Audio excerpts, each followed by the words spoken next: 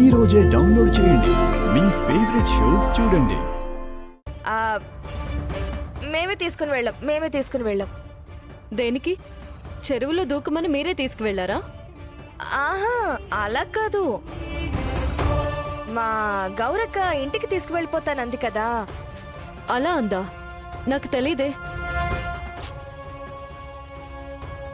నీకు చెప్పలేదులే. నన్ను మాట్లాడనిస్తారా? ఎక్కడాగాను? అంటే వాళ్ళ ఇంటికి తీసుకెళ్తాను కదా, అక్కడ ఆగారు. అది తీసుకుని వెళ్తామన్నామా, అలా తీసుకుని వెళ్తూ ఉన్నాం. దారిలో చెరువు వచ్చింది. చెరువు అడ్డం వచ్చిందా? అడ్డం అంటే అడ్డం కాదు, చారు పక్కనే ఉంది. ఆ చెరువులో దూకేసింది అని చెప్తున్నాం. అక్కడ చెరువు ఉందని చారుకిలా తెలిసింది?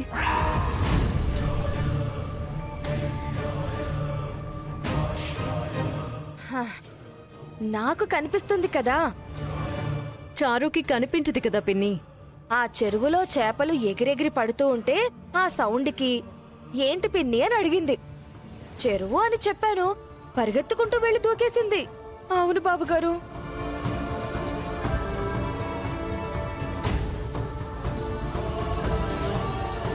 ఓహోహోహో, చేపలు ఎగిరి పడుతుంటే పెద్ద పెద్ద సౌండ్స్ వచ్చాయా?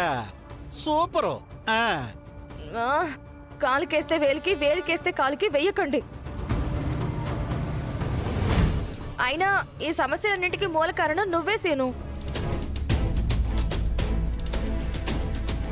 విషయం పూర్తిగా అర్థం కావాలంటే వివరం అడగాలి కదా పార్వతి. అక్కడ జరిగిందే చెప్తున్నావు కదా, మరెందుకు తికమక పడుతున్నావు? అవునవును, అక్కడ జరిగిందే చెప్తున్నాను అత్తయ్య. అయినా దీనంతటికీ కారణమైన ఆద్యని మాత్రం ఎవరూ ప్రశ్నించకండి. పార్వతి,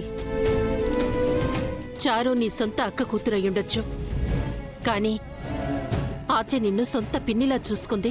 కాదని నేనేం అనలేదు కదక్కా. శత్రువుల్ని నిందించినట్టు నిందిస్తున్నావు ఆద్యని. అంటే అది అసలు ఏం చేసింది ఆద్య?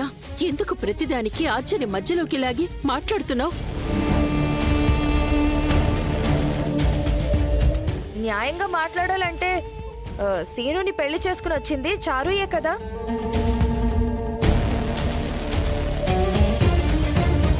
అప్పుడే తెగతింపులు కూడా అయిపోయాయి కదా.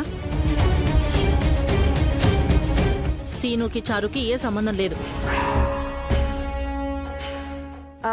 అంటే నువ్వు ఆద్యని మనస్ఫూర్తిగా ఒప్పుకుంటున్నావా వదినా?